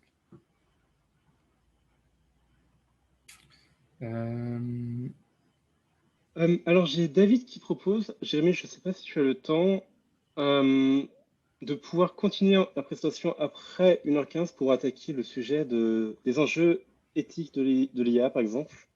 Alors, je ne sais pas si tu as un temps de finir. Oui, on pourrait, bien sûr, on pourrait faire ça. Peut-être prendre juste la dernière question du Q&A et après, je pourrais passer sur les enjeux. D'accord, on a encore deux questions. J'envoie la troisième. Et donc, sentez-vous libre de partir après la question. On va peut-être juste partager quelques informations avant que vous partiez. Donc, on répond encore à une question après celle-ci. Puis ensuite, on fera un petit peu l'événement de sortie. Puis, on continuera ensuite avec Jérémy sur les enjeux d'IA. Parfait. Donc, je vais juste lire la question, comme ça. Jérémy, tu frises encore. Que certaines IA sont capables, par exemple, de détecter des cancers du sein en analysant des mammographies. Est-ce qu'il faut un certain bagage académique pour pouvoir travailler sur ce genre de modèle dans le domaine de la santé ou être un software engineer avec concentration IA suffit? Ouf, des grosses questions chargées. La réponse, malheureusement, c'est que ça dépend. C'est sûr que dans le domaine de la santé, il y a de plus en plus de désir d'implémenter des algorithmes pour faire de la détection de maladies, de la détection de tumeurs, de la détection de quoi que ce soit. Là où il faut faire attention, par contre, personnellement, moi, ce que j'aime moins, c'est les outils qui prétendent remplacer le médecin. Je préfère surtout les outils qui prétendent aider la décision du médecin. Donc, un des gros problèmes avec la majorité des algorithmes en deep learning, c'est que c'est très difficile d'interpréter comment les résultats ont été pris. Donc, on peut avoir un résultat, on peut avoir quelque chose qui va indiquer une personne a un cancer ou une personne n'a pas un cancer. Dans le contexte médical, ça peut être des décisions qui ont des conséquences très graves si elles ne sont pas bonnes. Donc, d'après moi, ça prendra beaucoup de temps, je pense, avant qu'on puisse se rendre au point où on puisse faire assez confiance à un algorithme pour prendre ce genre de décision-là. En ce moment, la meilleure chose, ce serait vraiment de développer des algorithmes qui peuvent aider des médecins à diagnostiquer de manière plus efficace. Donc, peut-être un médecin va regarder la prédiction d'un algorithme et décider par lui-même par la suite s'il est d'accord ou pas d'accord avec cette prédiction-là. Maintenant, est-ce qu'il faut un certain bagage académique? Ça dépend bien sûr au genre de rôle auquel on applique. C'est sûr que dans des compagnies où on veut appliquer ce genre de modèle-là, ça prend des bagages des backgrounds assez diversifiés. Si on veut appliquer ça sur une machine en temps réel, c'est sûr que ça prend des software engineers pour pouvoir comprendre vraiment le hardware, puis comment interagir avec le hardware, comment faire en sorte que ces systèmes soient redondants. Et ça prend également les gens qui vont venir entraîner ces modèles-là, puis parler avec les software engineers qui vont les mettre par la suite. C'est sûr que si on a les deux backgrounds, ben, c'est encore mieux parce que là, on peut porter deux chapeaux en même temps. Ok, super. Alors, je sais pas si tu as bien vu la question. Bon, c'est pas grave, on n'a pas de retour sur la question. Je vais t'envoyer la dernière question. Je vais passer on pourrait faire l'événement culture, puis après, à vous de voir si vous voulez rester ou pas pour les enjeux de l'IA. Alors, après le cours Deep Learning Iva Domila, on peut avoir une opportunité dans le marché du travail où ça n'est pas assez. Est-ce que les compagnies exigent plus d'expérience ou des études? Ouf, très bonne question. Encore là, une fois, ça dépend. Ça dépend toujours de l'expérience du candidat. D'après moi, si on me posait la question à moi personnellement, je pense que le cours, ça ne suffirait pas. Le cours en soi, il est structuré pour être pris en une semaine quand c'était en personne, ou bien en 5 semaines lorsqu'on le fait en ligne. Ça donne des bonnes bases, mais est-ce que ça donne assez de bases pour être considéré comme un expert qui est prêt à appliquer toutes ces notions-là sur diverses problématiques? Ça va dépendre de vous, puis à quel point vous allez travailler à côté pour vraiment mettre en place ces techniques-là. Je veux dire, c'est vraiment une question. Si on me pose la question, ce n'est pas nécessairement une question de quel programme on a suivi ou pas suivi, mais à quel point est-ce qu'on a vraiment bien compris la matière, puis à quel point est-ce qu'on a de l'expérience à la mettre en pratique. C'est vraiment ça qui va, d'après moi, différencier un candidat. Pas nécessairement les diplômes qu'il détient, malgré le fait que c'est vrai qu'un diplôme peut être un certain indicateur, mais c'est vraiment plus une question de à quel point est-ce qu'on a pratiqué sur des vrais exemples dans la vraie vie, puis à quel point est-ce qu'on a vraiment bien maîtrisé la matière. Ok, super, on a répondu aux 4 questions Q&A. Désolé si je fais moins de sens dans ce que je dis parce qu'il est 1h du mat là où je me trouve. Alors, bah, merci à tous d'être restés jusqu'à 19h15 au Canada. On va continuer avec les enjeux de l'IA. À vous de voir si vous voulez rester. Puis je pense qu'on peut rendre ça un peu plus interactif. Si jamais vous avez des questions sur les enjeux, vous pouvez juste lever la main. Et je pense que ça serait assez sympa avec Jérémy si on pouvait avoir une conversation directement. Jérémy, est-ce que tu souhaites faire tes slides sur les enjeux sociaux? Oui, il reste à peu près, pour ceux qui veulent rester. Ouais, avant que les gens partent, oui, c'est juste que je voudrais vous dire qu'on va sans doute faire une publication sur nos pages LinkedIn et Facebook, dans lesquelles on vous donnera accès à l'enregistrement si jamais ça veut bien fonctionner. Aussi, un lien au cours EDX de Tiffany. J'ai vu que la session commençait le 26. Est-ce qu'on peut toujours s'inscrire après le 26? Ça, je ne sais pas, parce que ce n'est pas moi qui est responsable des inscriptions. C'est une bonne question. Mais ça commence le 26 mars, donc il reste encore du temps pour s'inscrire. Ah, 26 mars. Oui. D'accord. Le Moi, cours j'ai 26 débute février dans devant moi, quelques semaines.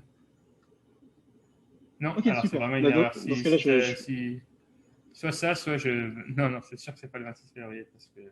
Non, je le saurai. C'est vraiment dans un mois, donc il y a le temps encore pour s'inscrire. Ok, super. Bah, tant mieux. Dans ce cas-là, on discutera ensuite de ce qu'on peut lire. Ok, super. Bah, dans ce cas, je te laisse commencer le slide des enjeux, puis si on a le temps, on prend une petite photo à la toute fin. Parfait. Et puis pour ceux qui veulent rester, ouais, il y a à peu près, je dirais, peut-être 10 minutes à la présentation, peut-être 10-15 minutes. Donc, merci à vous pour votre patience. Donc là, je vais parler un peu plus on a parlé de l'intelligence artificielle, des différentes applications, mais je vais parler un peu plus là des différents enjeux qu'il peut y avoir, des enjeux sociaux surtout. Donc, de un, en fait, on a parlé du deep learning. on a parlé de comment ça fonctionne, ça entraîne à partir de données. Puis, les algorithmes en soi, ils n'ont pas le concept de race, ils n'ont pas le concept de sexe, de masculin-féminin. Par contre, ils apprennent à partir d'exemples qu'on leur donne. Et ce qui arrive la majorité du temps, c'est que ce sont les données qui sont biaisées. Donc souvent, on va utiliser des données historiques. Puis on sait que historiquement, l'être humain a été très biaisé. L'être humain a été très raciste. L'être humain a été très, par exemple, misogyne. Donc les données sur lesquelles on entraîne sont des données qui sont elles-mêmes biaisées. Donc ici, je montre des exemples de biais dans les algorithmes. Donc on a par exemple un algorithme qui reconnaît les personnes sur, je ne me rappelle plus quel, je sais pas, c'était un service sur Internet où on pouvait demander qu'est-ce qui se contient dans une image. Puis on remarquait que les algorithmes fonctionnaient beaucoup moins bien sur les femmes, surtout les femmes de couleur. Donc on voyait ce genre d'erreur-là. Et donc il faut faire vraiment attention lorsqu'on entraîne notre algorithme de s'assurer de vraiment représenter toutes les minorités de manière en fait à ne pas avoir un biais à l'intérieur de nos jeux de données. On peut voir la même chose avec des biais genrés. Donc un exemple il y a quelques années, c'était les outils de recrutement chez Amazon. Ils avaient pensé, ils recevaient en fait des milliers et des milliers de CV, donc ils n'arrivaient pas à passer au travers. Et Amazon est quand même une compagnie très très impressionnante en termes d'intelligence artificielle. Donc ils se sont dit pourquoi ne pas commencer à passer les CV par des algorithmes, puis simplement avoir un filtre qui va nous déterminer si le candidat est un bon candidat ou un mauvais candidat. Et puis la manière qu'on entraîne ces algorithmes-là, ben, c'est certainement les personnes qui y ont pensé, c'était relativement simple. On prend tous les CV historiques qu'on a reçus, on a simplement indiqué les personnes qu'on a approuvées puis les personnes qu'on n'a pas approuvées, puis là on peut entraîner notre système dessus. Mais il s'avère que historiquement, ben, peut-être les intervieweurs dans le temps, et puis voire même peut-être qu'il y avait même simplement moins de femmes dans le domaine dans le temps, donc il y avait de manière inhérente un biais pour sélectionner des hommes versus des femmes sur des dossiers où il y avait vraiment des bons candidats qui étaient des femmes, mais qui n'étaient pas approuvés. Donc, pendant un moment, ils ont commencé à mettre cette algorithme-là en place, puis ils se rendaient compte qu'il y avait beaucoup de bons CV qui passaient un peu à la poubelle, puis ils ne comprenaient pas pourquoi. Et ils n'ont jamais réussi à résoudre ce problème-là, puis ils ont arrêté par la suite ce système-là au complet, parce qu'ils n'arrivaient pas à se débarrasser des biais qu'ils avaient dans leurs données. Il faut également faire attention, même très attention, lorsqu'on collecte des données sensibles. Donc, ici, il y a toutes sortes d'exemples de grosses compagnies qui avaient ramassé des données sensibles. Puis souvent, on ramasse des données parce qu'on peut les ramasser. On se dit éventuellement, peut-être qu'on pourra concevoir un algorithme qui sera utile. Et c'est vraiment facile pour une compagnie de perdre ces données-là ou bien par accident de les rendre publiques. Et ça aussi, il faut vraiment faire attention lorsqu'on développe des algorithmes de collecter des données de manière responsable. Il y a bien sûr des enjeux existentiels. Donc, il y a beaucoup de craintes dans les médias. Souvent, de temps en temps, on va voir différentes personnes ou différents articles qui vont comparer l'intelligence artificielle à des robots tueurs qui vont venir nous tuer. Moi, j'aime bien cette citation de Yann LeCun. Donc, Yann LeCun qui est également un des pionniers en intelligence artificielle. C'est une des personnes qui a remporté le prix Turing avec professeur Bengio. Donc, lui, sa citation qu'il disait, c'était en fait, il ne faut pas s'inquiéter de la situation du Terminateur qui va venir nous tuer et puis les robots qui vont éradiquer la race humaine. Le plus gros danger, en fait, c'est l'humain qui va utiliser l'intelligence artificielle comme une arme envers nous-mêmes. Et puis, une tendance qui va certainement arriver, c'est par exemple des drones qui peuvent être pilotés, puis avec des algorithmes.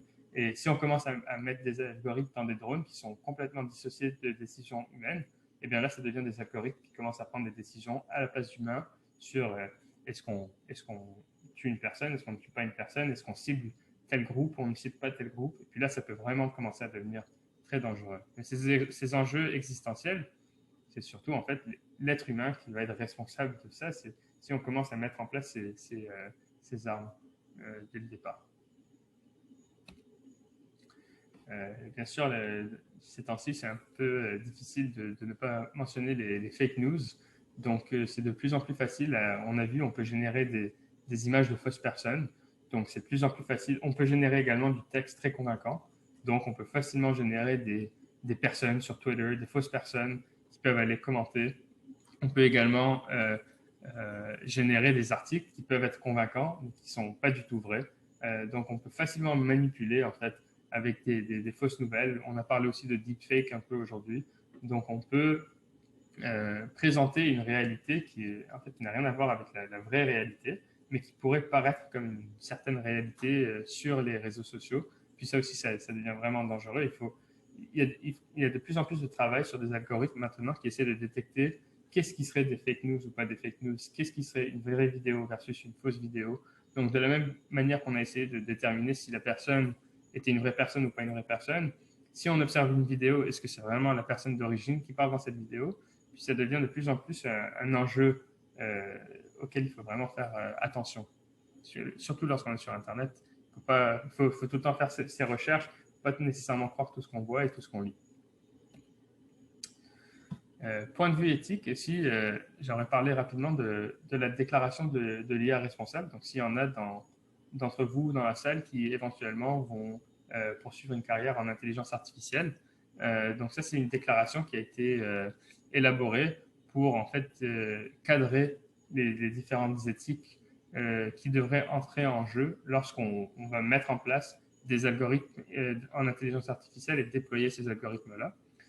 Donc, il y a toutes sortes de valeurs. Je vous invite vraiment tous à aller lire et même potentiellement signer cette déclaration-là pour que vous puissiez utiliser l'intelligence artificielle de manière éthique. Donc, on souligne surtout cette valeur, donc le bien-être, l'autonomie, la justice, la vie privée, la connaissance, la démocratie et la responsabilité.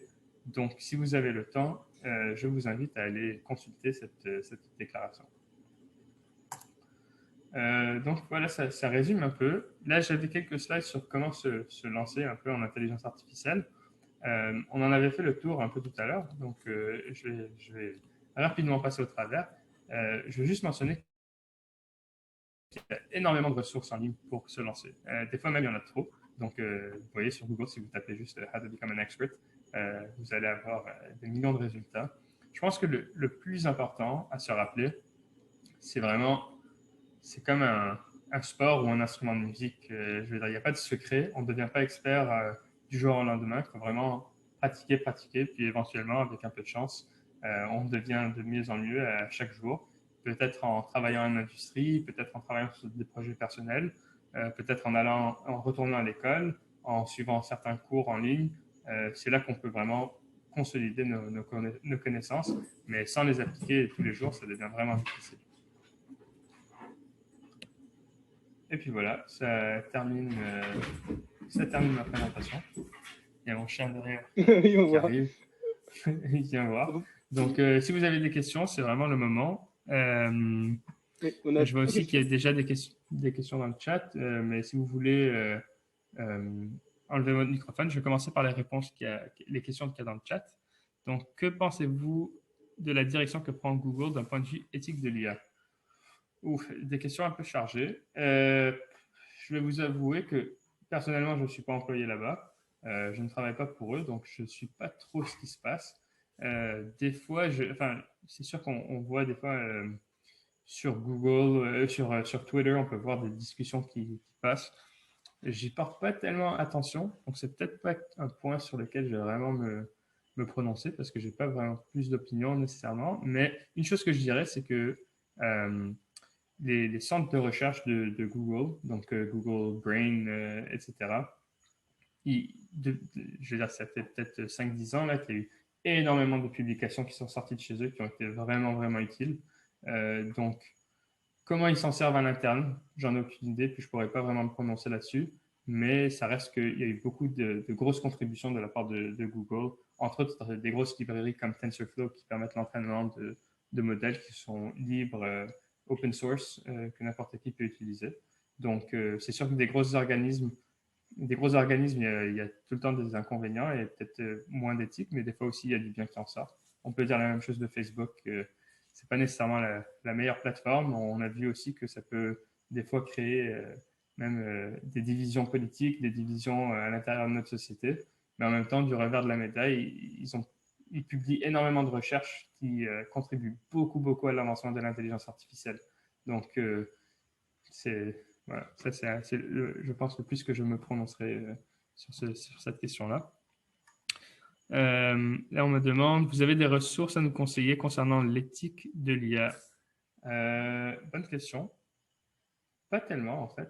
Je ne suis pas un expert là-dedans. Je suis sûr qu'il y a énormément de ressources, mais je ne suis peut-être pas la meilleure personne à qui demander. Mais je suis sûr qu'en allant conseiller déjà rien que la déclaration de l'IA, il doit certainement y avoir toutes sortes de références sur ce site-là. Donc, je commencerai peut-être par ça. Puis, sinon, je ne connais pas nécessairement beaucoup de références. Ok, alors, pour les prochaines questions, je suggère que vous les posiez à l'oral. Alors, vous pouvez lever la main, et puis là, je vous donnerai la parole si vous avez d'autres questions. En attendant, moi, j'ai une question aussi, Jamie. Je me souviens que pour toi, en l'automne 2019, le plus grand danger de l'IA, c'était l'appropriation, justement, de ces technologies par les militaires, on va dire. Alors, je voulais savoir si ton opinion avait évolué depuis. Par quoi, pardon, j'ai pas compris. Par l'armée. L'appropriation Ah de oui, l'IA par l'armée. oui, ok. Ça reste une grosse crainte, mais je pense aussi qu'une autre crainte qui commence à devenir de plus en plus réelle, disons, c'est il y a de plus en plus d'algorithmes qui vont prendre des décisions qui peuvent nous impacter. Un exemple tout bête que je peux donner, c'est les algorithmes sur YouTube et Twitter qui vont décider si un post ou une vidéo peut rester active ou non. Et pendant longtemps, il y avait des humains qui vérifiaient si le contenu d'une vidéo était approprié ou non. Mais c'est sûr que YouTube a grandi en taille, puis éventuellement, c'est plus possible d'avoir des humains qui vérifient toutes les vidéos. Donc, ils ont commencé à mettre en place des algorithmes qui vont vérifier, par exemple, est-ce que le contenu d'une vidéo est offensif ou est-ce que le contenu d'une vidéo est approprié. Donc, ça aussi, je pense que ça guide de plus en plus, même les algorithmes chez Facebook, par exemple, qui vont décider qu'est-ce qu'on va voir lorsqu'on va traverser le fil d'actualité. Il y a de moins en moins d'humains, de plus en plus d'algorithmes, et puis ce sont des compagnies au final qui veulent juste maximiser leurs profits. Donc on a vu les dernières élections américaines, il y a eu toutes sortes de complications à l'aide des réseaux sociaux qui ont pu, en fait, qui pouvaient être utilisés comme une arme envers les populations. Donc ça se rattache un peu avec la militarisation de l'intelligence artificielle, c'est de se servir des réseaux sociaux qui utilisent eux-mêmes des algorithmes qui ont certains objectifs en tête à des fins néfastes. C'est bien vrai. Alors, tiens, est-ce qu'on a une nouvelle question? Oui. On peut aussi se faire suggérer la répétition des vidéos YouTube qui font tomber les gens Oui, effectivement. Donc, on peut manipuler le système pour faire en sorte qu'une vidéo soit trending ou autre chose, puis en fait, que ce soit complètement du fake news, de la désinformation. Et puis, c'est vraiment facile aussi de tomber dans des genres de loop où on commence à regarder une vidéo sur un sujet un peu loufoque, et puis là, ça nous suggère une autre vidéo, puis une autre vidéo, puis une autre vidéo sur des sujets qui sont vraiment pas du tout basés sur la réalité. Okay. Alors, je vous propose toujours de lever la main si jamais vous avez une question, ou si vous n'avez pas envie de parler, vous pouvez juste écrire, c'est comme vous voulez. Pour l'instant, pas d'autres questions. Jérémy, en attendant, est-ce que tu veux bien qu'on prenne une photo? Ah ouais, bien sûr. Alors, est-ce que tu veux choisir la slide ou qu'on la fasse sur la question? Si quoi, pardon? Est-ce que tu veux qu'on garde la slide des questions pour la photo ou tu veux peut-être la page de couverture? Ouais, on pourrait retourner à la page de couverture. Attendez-moi une seconde.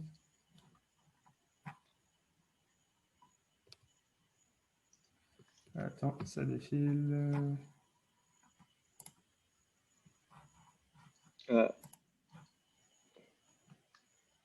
Voilà.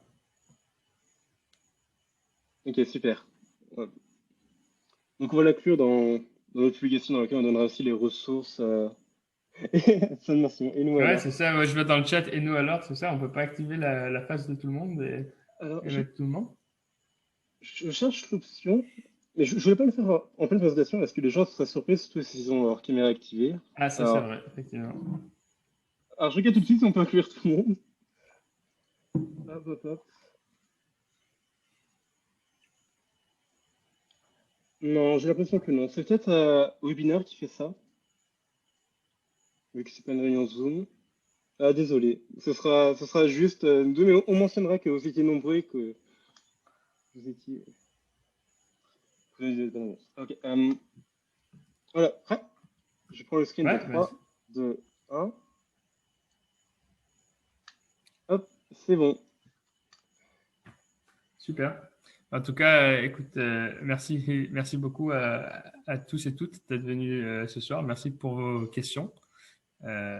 Merci à PolyAI de me réinviter pour une autre présentation. C'est avec grand plaisir. Voilà. Et puis, je vous souhaite à tous tous et toutes une très belle soirée. Bonne soirée à tous. Ah, et je peux aussi vous dire que le 1er mars, nous avons un atelier avec PolyAI. Vous pouvez les retrouver sur notre page LinkedIn et notre page Facebook.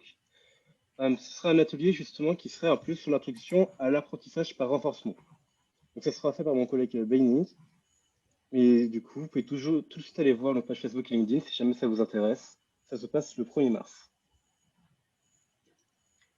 Hop, bonne soirée. Salut, bonne soirée à tout le monde. On peut rester tous les deux jusqu'à la fin, ou pas. Allez, je vais terminer le meeting pour tout le monde. Je vous souhaite des bonnes révisions et une bonne semaine de relâche.